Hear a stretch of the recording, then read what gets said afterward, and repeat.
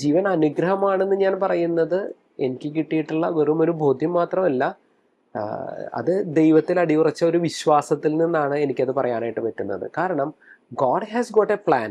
ഓരോ മനുഷ്യജീവനെ പറ്റിയിട്ടും ദൈവത്തിന് വളരെ വ്യക്തമായിട്ടുള്ള ഒരു പദ്ധതിയുണ്ട്. അപ്പൊ ദൈവാശ്രയത്തിൽ നമ്മൾ മുന്നോട്ട് പോകുമ്പോഴാണ് നമുക്ക് ഈ ഒരു ഒരു ഒരു കാര്യം ഏറ്റവും ശക്തമായിട്ട് തന്നെ പ്രഘോഷിക്കാനായിട്ട് പറ്റുള്ളൂ.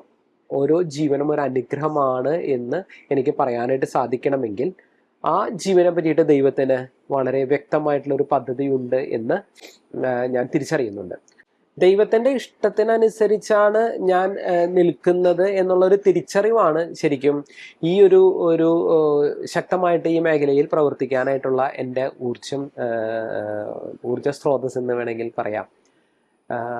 ദൈവത്തോട് ചേർന്ന് നിൽക്കുന്നതിനായിട്ട് ഞാൻ എന്ത് ചെയ്യുന്നു എന്ന് ചോദിക്കുകയാണെങ്കിൽ, ഞാനൊരു കാത്തലിക്കാണ്, കത്തോലിക്ക വിശ്വാസി ആയതുകൊണ്ട് തന്നെ എല്ലാ ദിവസവും കാലത്ത് വിശുദ്ധ കുർബാനയിൽ നിന്നാണ് എൻ്റെ ജീവിതം ആരംഭിക്കുന്നത്. കാലത്ത് എൻ്റെ ഇടവക പള്ളിയിൽ തന്നെയാണ് ഞാൻ കാലത്ത് കുർബാനയ്ക്ക് പോവുക. കാലത്ത് 6:30-ക്കുള്ള കുർബാനയ്ക്ക് പോയി അതിനുശേഷമാണ് ഞാൻ എൻ്റെ ദിവസം ആരംഭിക്കുന്നത്. അത് നൽകുന്ന ഒരു ശക്തി വളരെ അധികമാണ്. അപ്പോൾ ദൈവത്തിൻ്റെ ഇഷ്ടത്തിനനുസരിച്ച് നമ്മൾ നമ്മുടെ ജീവിതത്തെ മുന്നോട്ട് നയിക്കുമ്പോൾ ദൈവത്തിൻ്റെ സംരക്ഷണവും ദൈവത്തിൻ്റെ കരവും നമ്മുടെ കൂടെയുണ്ട് എന്നുള്ളത് ഏറ്റവും മനോഹരമായിട്ടുള്ളൊരു കാര്യമാണ്. അത് നമ്മളുടെ പ്രൊഫഷനിലും നമ്മുടെ കുടുംബത്തിലും നമ്മുടെ മിനിസ്ട്രിയിലും ദൈവത്തോട് ചേർന്ന് നിന്നുകൊണ്ട് ദൈവത്തിൻ്റെ ഇഷ്ടത്തിനനുസരിച്ച് നമ്മുടെ ജീവിതത്തെ മുന്നോട്ട് നയിക്കുമ്പോൾ അത് തീർച്ചയായിട്ടും മനോഹരമായിട്ടുള്ളൊരു അനുഭവമാണ്.